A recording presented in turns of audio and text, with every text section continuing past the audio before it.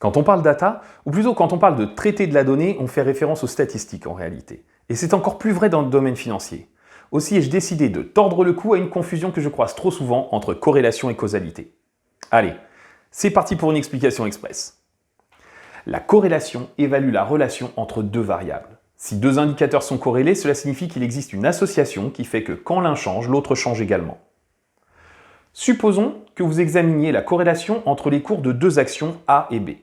Si ces deux cours sont fortement corrélés positivement, cela signifie que lorsque le cours de A augmente, le cours de l'action B a tendance à augmenter également, et vice-versa.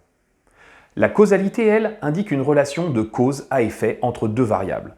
Donc la cause entraîne un effet, mais pas l'inverse. Si j'ai un robinet qui fuit, ma facture d'eau va augmenter. La cause, c'est d'avoir une fuite. L'effet, c'est la facture qui augmente. L'inverse n'est absolument pas vrai. Ma facture n'augmente pas uniquement lorsque j'ai une fuite. Je peux avoir eu besoin de plus d'eau pour faire face à une canicule, ou le prix du mètre cube a pu tout simplement augmenter. Cette différence entre corrélation et causalité n'est pas anodine, car elle est très régulièrement source d'analyse erronée. Pour marquer les esprits, je vous propose un exemple de corrélation saugrenue n'ayant aucun lien de causalité. Aux États-Unis, une corrélation positive existe entre le nombre de noyades et la consommation de glace à la vanille. Cela signifie que statistiquement, lorsque la consommation de glace à la vanille augmente, le nombre de noyades a également tendance à augmenter. Alors je vous le dis tout de suite, interdire la glace à la vanille ne supprimera pas les noyades.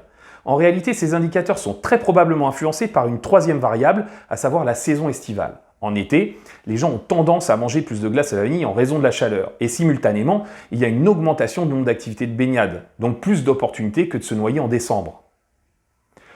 Et voilà, plus d'excuses pour prendre des décisions hâtives en faisant des raccourcis de causalité là où il n'y a que corrélation.